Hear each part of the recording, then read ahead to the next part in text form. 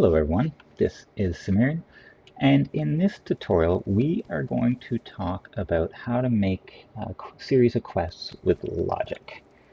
So what we're going to do is we're first going to decide what quest we want the player to perform, and we're going to use the same quest giver for multiple quests here. And of course, just because we're going to pick our good friend Mighty Jitus here. We're going to have her stand over here, and she's going to be asking us to do stuff.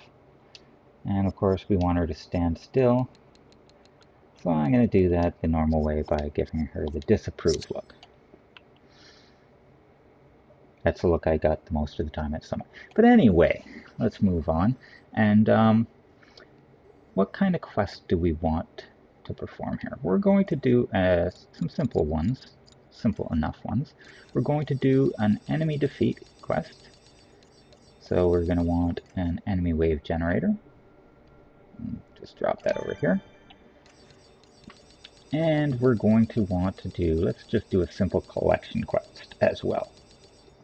But while I'm doing the enemy, I'll just put a locator here.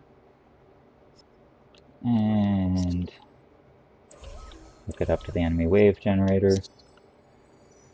Just give them a place to spawn, and what kind of collectible should we drop on the ground here? There's so many now to choose from. Let's have some pizza. And let's just drop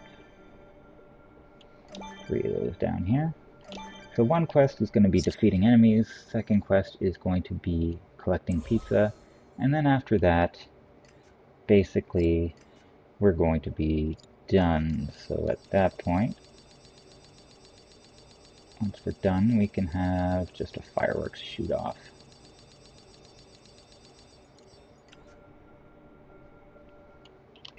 Put that behind her, or maybe down a little bit. Put that right there.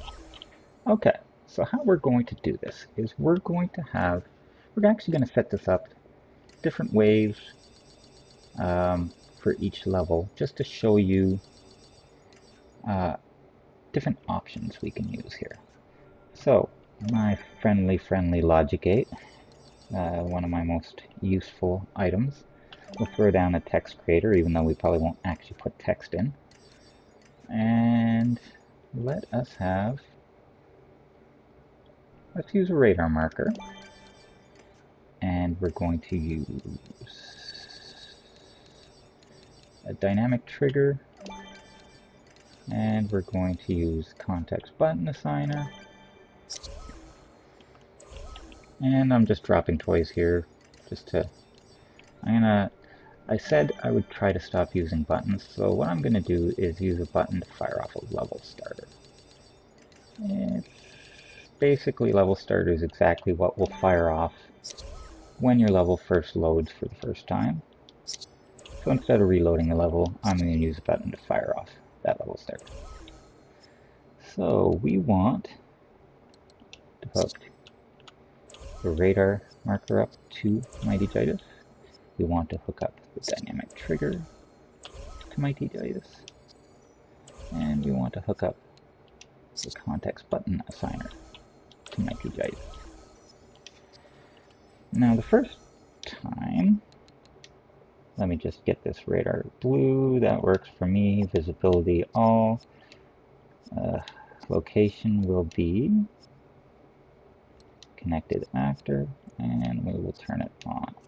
So there, she has a fun little exclamation mark over her head to start. Now the dynamic trigger. I'm going to take a logic gate and put it here. I'm going to set it up so that if I don't want the dynamic trigger to work, entered player, I can turn off this logic gate and the signal won't go to that context button assigner. So connected actor is a target. Let's go with 3, something short. So we're going to say if the logic gate is open, which by default it is, then an output is going to activate the context button assigner on the triggering player. And the context button assigner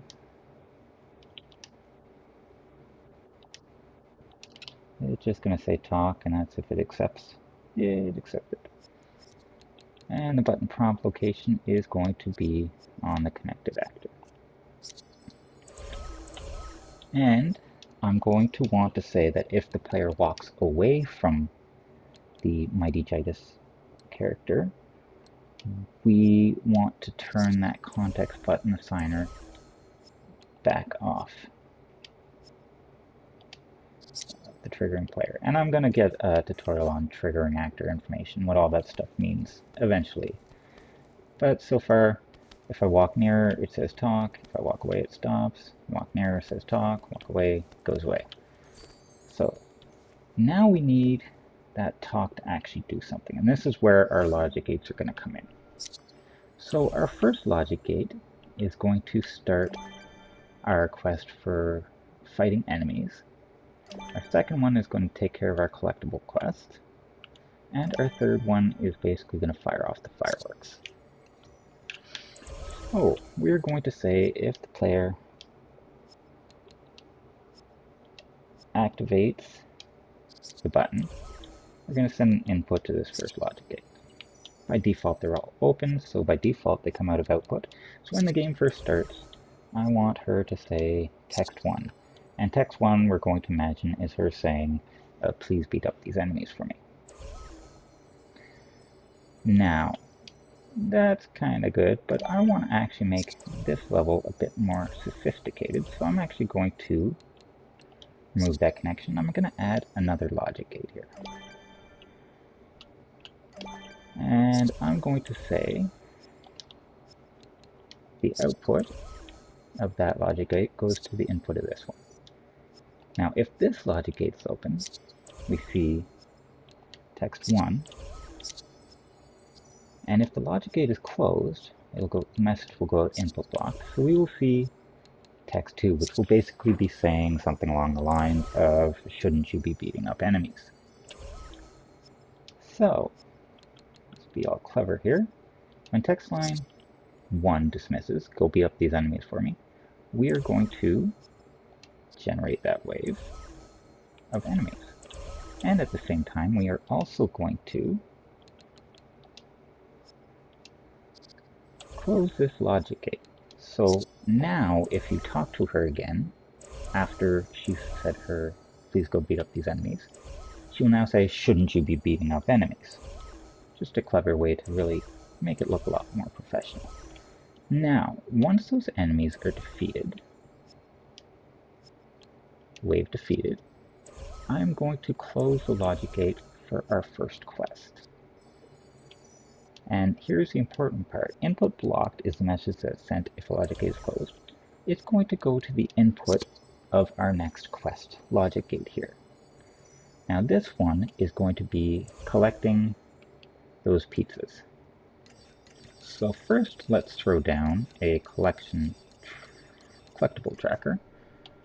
And really this is the only toy that this level starter is going to be affecting. And it's going to remove all the pizzas. And I'm going to push that button right now just to get them off the screen. And there, the pizzas are gone. So, when we send an output from the second quest, we are going to display text 3, which is going to say, basically, I need my pizza, go get my pizza. Now, this time, when we send out that output, we're going to reset, which will show us all the pizzas again. And at the same time, this time, I just don't want to be able to talk to my judges until you're done the quest. So I'm going to close this logic gate, which is between the dynamic trigger and the context button assignment. So even if you come close to her, you will not get the talk message. So, once that is done, we're going to say a logic of final collectible collected. That means you've picked them all up. At that point, we are going to close this logic gate. And because we want to be able to talk to Mighty Jitus again, we are going to reopen this one. Now we need to send the input blocked into the input of the last logic gate, and its output is going to be display text 4, which is basically we're saying, yay, thank you for helping. Pretty much in that exact same voice. And so when text line 4 is gone, then we'll fire off a large Mickey-shaped fireworks behind her, and that should be it. Now, we haven't actually put any enemies into this enemy wave generator. Let's just do some fun battle droids, because yeah, why not? I have 4 of them, and I always like to turn down the generation delay, and that should be fine. So, let's give this a try, shan't we? Now remember, text 1 is her saying, please defeat the enemies, and text 2 is, shouldn't you be defeating enemies? So, when I talk to her, text 1, will you defeat the enemies? And they respond. If I talk to her again, she's now saying text 2, which is basically, shouldn't you be defeating those enemies? Yeah, you kind of get that.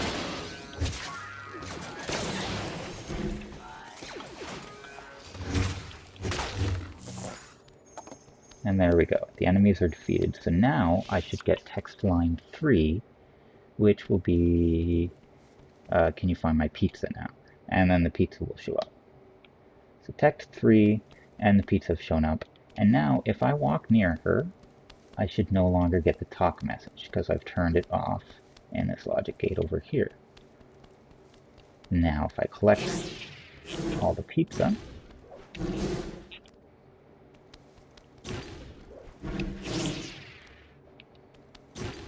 there, I've now collected all the pizza, so that talk should be back, and there it is. And when I talk to her, I'm going to get the text line 4, and then a firework. And that is how you use logic gates as basically multiple choice control, so that you can control or use one townsperson to do a lot of quests at the same time. So again, this has been Sumerian. If you have any questions on this tutorial, feel free to ask. I realize I probably went a little fast with those logic gates. It's something I like using, so I'm fairly okay at using them. But seriously, if you have any questions, feel free to ask me. You can always find me on Twitter or Disney Infinity Fans or any site like that. And I hope this tutorial has been helpful, and have yourselves all a wonderful day.